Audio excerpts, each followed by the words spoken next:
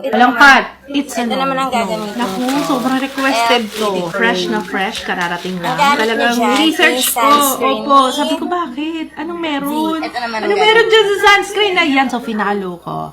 And napunta ako dun sa Mabango rabbit nito. hole. V-Line Skincare Sunshade Tinted Sunscreen. So, kailangan Ano shake siya, natin siya. parang ang bilis matanggal. Anyway, sabi ni V, temporary lang daw tong packaging na to. Pero bakit? 180 pesos ang bili ko dito. And shinake ko na tong product. Bakit mag-gray? Right off the bat, so kalahati lang muna ng face ko. Ito, okay? Wala pala akong anything sa skin, okay? Diretso tayo dito sa sunscreen. Mabango pero sobra. Normally, ayoko nung ganito ka-amoy. Naglagay na rin ako dito sa baba ng neck ha, para ma-spread siya. Walang cut! Okay. Sobrang bango, nabe-blend. Pero, wait na. Mabango rin siya. Deal? Ay, ayan na. Nag-settle na siya sa pores ko. Tsaka, ba't namumula yung skin ko? Alam niyo yun, din napansin ko. Habang pinapanood ko yung mga videos nang nagre-review nito, sabi ko, bakit mga namumula yung skin nila pag in-apply? Hindi pa ako ubos. Okay, isa pang layer. Meron pa tayo. Kalahati pa lang tayo ng face, ha? So, this is supposed to be skin adapting, di ba? Die! It's a no. No kagad. Oh, tissue. Sinabi niya talaga sa akin yung mga problem areas ko. What is it?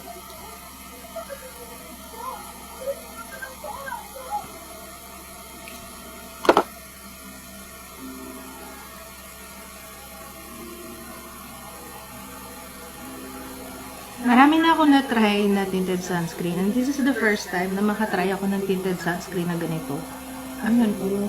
Naglilibag talaga siya. Wala rin ako nakita ang coverage, obviously. Ayun, oh, kahit dito sa buhok ko, pag nadikit siya, oh. Para mas maganda yung coverage siya sa palad. So, eto, review ng sunscreen, ano? Baka sabihin nyo, masamain ng iba dyan. Okay, product po ang nireview natin dito. Ilapag natin yung mga tinted sunscreen ko dito. Ito na lang. Sayang wala akong Velo at saka Lux Organics. Skin Dough. Ito, Skin Dough to, guys, ha?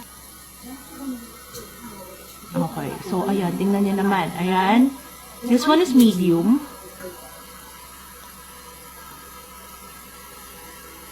Huwag natin i-cut para makita talaga.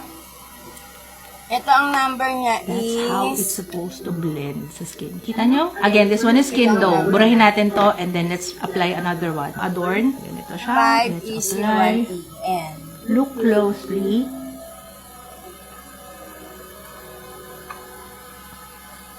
Yan. That's a good sunscreen. Hindi ka pa hihirapan, mabilis ma-blend. Gusto nyo ipatong pa natin? O sige, patong pa natin. Patong mo, Miss Anne, para layering din. Para patas. O, let's layer. Second layer ng Adorn. Ito yung sa second layer din ako. Hindi siya dapat naglilibag. See? Last one na mapapakita ko sa inyo is, okay, si Sola, skin tint siya. Pero ginagamit ko siya as tinted sunscreen. Ano ba yun? Nakita, nagulat ako. Ano yan, Jess? Ay na mo, blend. Ano na? Sola, parang considered na rin siya as tinted sunscreen kasi mataas sa SPF nito. It has SPF 50. This one is more watery. Ayan. You see? Ito kasi ay may Walang paglilibag. SPF 20, Na-absorb kaya ng skin, nagsaset sa pwede mo rin skin. siya That's how a gawin sunscreen na should work. Hindi ganito. sunscreen. Ano bang masasabi ko? I think the problem is dun sa manufacturer nila. Nakikita ko kasi iba-iba yung reviews talaga na lumabas. Pag inconsistent yung manufacturing, inconsistent yung product. So, it's a no for me. Kasi ano, ipagdadasal ko na lang na sana makuha Talagang ko kinakapalang yung ang batch na paglagay maganda. niyan. Kasi nga, Diba? For its price, sunscreen. oo, mura siya. Dahil sa Pero, SPF 20 mukhang kailangan na. makipag-usap ng video sa Kailangan manufacturer kapalan. niya kasi manufacturing issue to, definitely. And, of course, PSA na rin to, no, to have a proper quality check sa products. Para sigurado na quality yung i-release nyo sa market. So, yun lang naman. PSA, hindi lang to para kay V, hindi lang sa V-Line. Sa lahat ng manufacturers, CEOs, and owners ng ganitong products. Let me know your thoughts.